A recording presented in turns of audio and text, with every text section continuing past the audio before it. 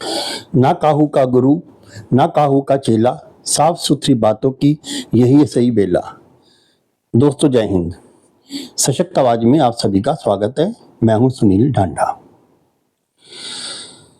दोस्तों कल मैंने एक शॉर्ट क्लिप देखी। उस शॉर्ट क्लिप को देखने के बाद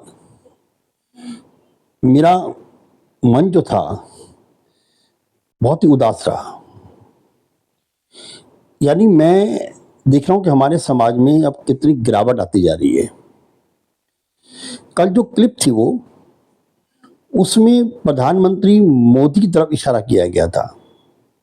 हमें ये बात हमेशा ध्यान रखनी चाहिए, चाहे हम उनके पक्ष में हो या विपक्ष में हो, कि इस समय प्रधानमंत्री मोदी एक संवैधानिक पद पर हैं और वो भारत के प्रधानमंत्री हैं।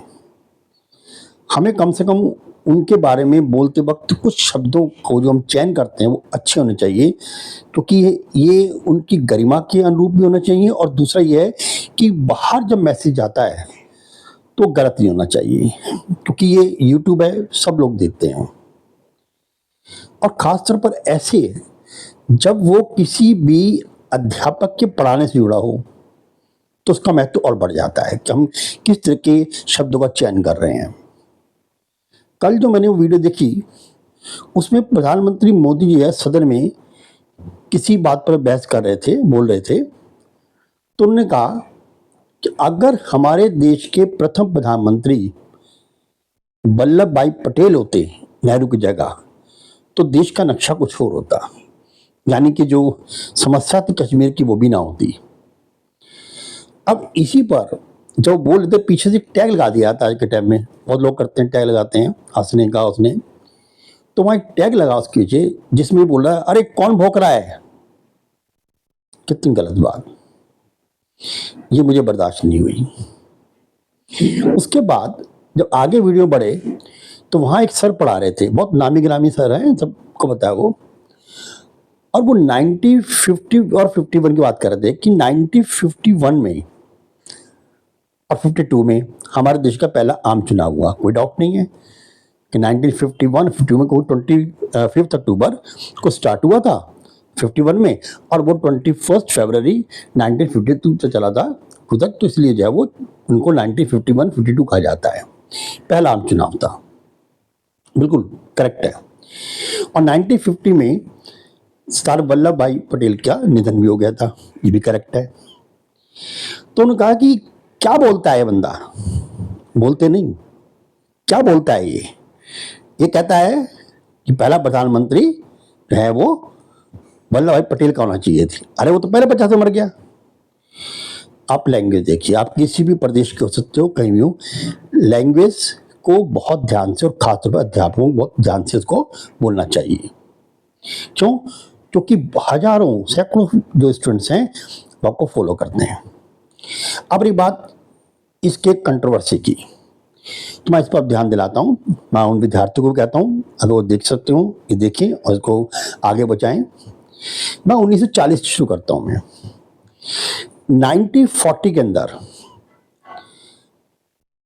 AICC all India Congress committee, इसके अध्यक्ष होते थे मौलाना अब्दुल कलाम आजाद, ठीक है, और वो 45 तक रहे, 1945 तक। इधर 1946 में जब 1945 में वॉर खत्म हो गई, सेकेंड वर्ल्ड वॉर खत्म हो गई, तो अब ये था कि इंडिया को आज़ादी मिलेगी।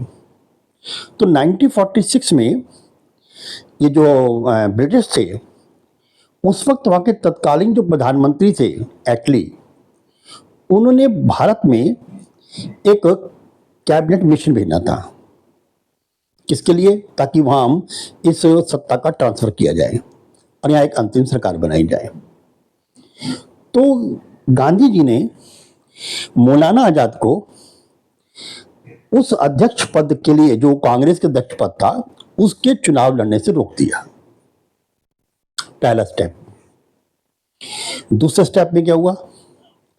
जब 1946 1 अगस्त 1946 में वो यहाँ पर आए तो उस वक्त ब्रिटिश के 3 सांसद भी थे उसमें, जो सदस्य थे ग्रुप के, मिशन के, और में से एक तो थे शायद लॉरेंस और एक थे उसमें से क्रिप्स, सर स्टीवर्ट क्रिप्स थे, और तीसरे एक और थे इसके अंदर, इसमें अलेक्जेंडर, एबी अलेक्जेंडर, ये 3 इनके सदस्य थे, ये वहाँ आए थे इंडिया के अंदर।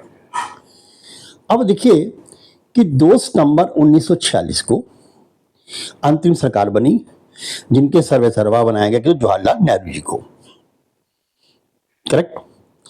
और ये चला 15 अगस्त 1947 तक, जब तक कि सत्ता का हस्तांतरण नहीं हुआ, तब तक अंतिम सरकार रही। उसमें मुस्लिम लीग भी थी, अब बाद में फिर वो बन गए, पाकिस्तान बन गया।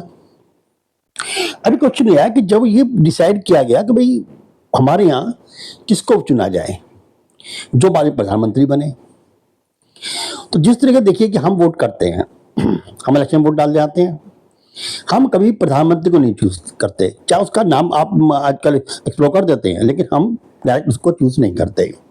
हम किसको चूज करते हैं? हम अपने एमपी को, सांसद को चूज करते हैं, उनको इलेक्ट करते हैं, उनकी फेवर में वोट को हम कास्ट करते हैं। अब वही सांसद जब जीत के उनकी पार्टी जीत जाती है, तो वही सांसद जो है हमारे बिहार पर प्रधानमंत्री को चुनता है, डायरेक्ट नहीं। तो ऐसे उस वक्त जो है वो 15 राज्य थे, जिसका मतलब था पीसीसी। अब पीसीसी क्या था उसमें? वो था प्रदेश कांग्रेस कमेटी। अब उसके 15 मेंबर्स थे, और हर राज्य के मेंबर जो है वो रिप्रेजेंट करता था। तो उनसे मतदान करवाया गया कि भाई आप किसको प्रधानमंत्री के रूप में देखना चाहते हैं। तो वहां पर जो है 3 फील्ड में थे ज्यादा। कौन? एक थे जेबी कृपलानी, एक थे सरदार वल्लभ भाई पटेल, और एक थे हमारे महान नेहरू जी। अब उस 15 में से 12 वोट जो थी वो सरदार वल्लभ भाई पटेल की फेवर में गए। अब बचे 3 में से 2 गए कृपलानी जी की फेवर में, और एक ने मतदान नहीं किया। अब जवाहरलाल नेहरू को क्या मिला? 0, कुछ नहीं। लेकिन उसी वक्त ऐन वक्त पर हमारे महात्मा जी यानी श्री मोहनदास करमचंद गांधी जी ने ईवीएम को हैक कर लिया। ये फर्स्ट हैकिंग थी ईवीएम की। तो उन्होंने ईवीएम हैक कर लिया कि नहीं सर जी आप हो जाए एक तरफ, आप मत आइए आगे, नेहरू जी बनेंगे। क्योंकि नेहरू जी का विजन बहुत अच्छा था, 6x6 तो उनका विजन था, वैसे भी बहुत अच्छा विजन था। वो दूरदृष्टि से दूर तक दिखते थे, उनको तो अपने वहां से व्हाइट हाउस क्लियर दिखाई देता था। सो उन्होंने वहां से उनको हटा लिया। ठीक है, अब ऐसे तो बने हमारे वो प्रधानमंत्री। अब बात रही फर्स्ट या सेकंड। अब ये देखिए कि जब हमारे यहाँ का फर्स्ट गवर्नर कौन थे? Governor general. आजादी के बाद फर्स्ट जनरल गवर्नर कहा जाता है, फर्स्ट जनरल गवर्नर कौन थे? वो माउंटबेटन। ठीक है, अब माउंटबेटन रहे हमारे 1947 से 1948 तक। 1948 में जो है हमारे यहाँ के आजाद भारत के प्रथम इंडियन गवर्नर जनरल कौन थे? वो तो सी राजगोपालाचार्य है। अब ये रहे 1950 तक, तब तुम्हारा संविधान आ गया। अब 26 जनवरी को 1950 में हमारा संविधान लागू हुआ, और नो डाउट 1951 में हमारा इलेक्शन स्टार्ट हुआ यहाँ। अब क्वेश्चन फिर वही आता है, पहला कौन? अगर ये बात थी कि जब तक 1951 में इलेक्शन नहीं हो जाता तब तक प्रथम प्रधानमंत्री नहीं है कोई भी, तो फिर फर्स्ट चॉइस क्यों थी? सरदार वल्लभ भाई पटेल को बना देना चाहिए था। जिन्ना की ये ख्वाहिश थी कि मैं पहला प्रधानमंत्री बनूं, तो फिर उसको बनने देते, इसका डिवीजन ही नहीं होता। 1940 में तो बेचारे वो भी मर गए कराची में। तो यानी आप एक इतिहास को पढ़ो, और अगर आप ज्यादा है ना तो एक आप करिए, आप जो ये हमारे कौन से जो कलाम साहब आजाद जी, इनकी आप पढ़िए पुस्तक, एक इनकी किताब है कि the freedom means my India, इसको पढ़ लीजिए आप। इसके 30 पेज बाद में ऐड हुए हैं, जो कहता मेरे मरने के 30 साल बाद उसको ऐड करना। या दुर्गादास की किताब पढ़ लीजिए आप, वो सारा डिटेल में दिया हुआ है कि क्या क्या कब कब हुआ। और 1940, अच्छा दूसरी बात यह है कि जब आप टर्म की बात करते हैं तो बड़े सब कोई कांग्रेसी कोई भी हो बड़े सीना चौड़ी हो जाते हैं कि एक जवाहरलाल नेहरू थे जिन्हें लगातार 3 टर्म्स कंप्लीट और आधा टर्म्स या कंप्लीट 3.5। भैया फिर 3.5 कैसे हो गए? जब पहले की बात नहीं मानते आप कि वो तो पहला बेकार था, वो तो अंतरिम गवर्नमेंट का अलग अंतरिम गवर्नमेंट नहीं थी, वो तो अंतरिम गवर्नमेंट 1947 में खत्म हो गई थी 15 अगस्त को ही प्रोविजनल गवर्नमेंट। वहां आप मानते हैं कि 1947 से टिल डेथ 27 मई 1964 1964 तक कौन प्रधानमंत्री रहे? हमारे नेहरू जी थे। तो ये कह देना कि भाई 1950 में तो उनकी डेथ हो गई थी तो पहले प्रधानमंत्री वो क्यों रहते? चलिए बात और भी है, मैं तो फिर भी ये कहता हूं हमारी तो कल्पना थी ना, ये मैं तो पैदा नहीं था उस वक्त, लेकिन आम हिंदुस्तान की कल्पना यही थी कि भाई अगर, और आज भी यही कहा जाता है कि अगर सरदार वल्लभ भाई पटेल पहले प्रधानमंत्री होते तो भारत का नक्शा कुछ, तो मतलब वो जिस वक्त देश आजाद हुआ था उसी वक्त अगर मान लो वल्लभ भाई पटेल होते तो भारत का नक्शा कुछ और होता। आप इतिहास को तोड़ो मरोड़ो बिल्कुल नहीं, जैसा है वैसा समझाओ। इतिहास तोड़ मोड़ के या इतिहास को अपनी एक संक्षिप्त भाषा में या अपने हिसाब से एडजस्ट करने का विषय नहीं होता। इतिहास वही जैसा है वैसा उसको प्रस्तुत किया जाए, क्योंकि वही आपको एक सही रास्ता दिखाता है।